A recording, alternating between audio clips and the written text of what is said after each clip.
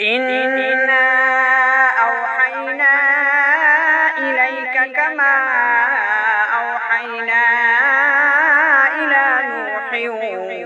والنبيين من بعده وأوحينا إلى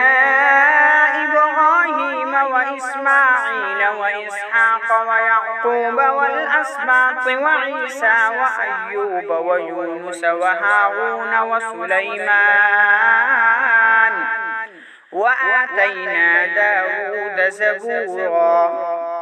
ورسلا قد قصصناهم عليك من قبل ورسلا لم نقصصهم عليك وكلم الله موسى تكليما رسلا مبشرين ومنذرين لئلا يكون للناس على الله حجة بعد الرسل وكان الله عزيزا حكيما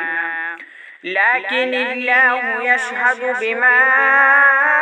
أنزل إليك أنزله بعلمه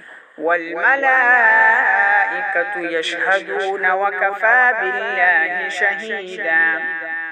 إن الذين كفروا وصدوا عن سبيل الله قد ضلوا ضلالا بعيدا إن الذين كفروا وظلموا لم يكن الله ليغفر لهم ولا ليهديهم طريقا إلا طريق جهنم خالدين فيها أبدا وكان ذلك على الله يسيرا يا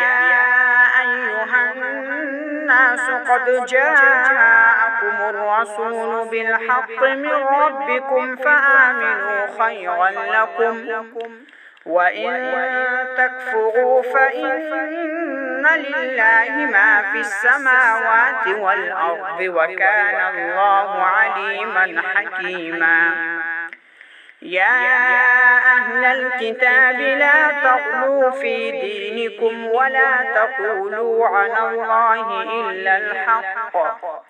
إنما المسيح عيسى ابن مريم رسول الله وكلمته ألقاها إلى مريم وروح منه فآمنوا بالله ورسله ولا تقولوا ثلاثة انتهوا خيرا لكم إنما الله إله واحد سبحانه أن يكون له ولد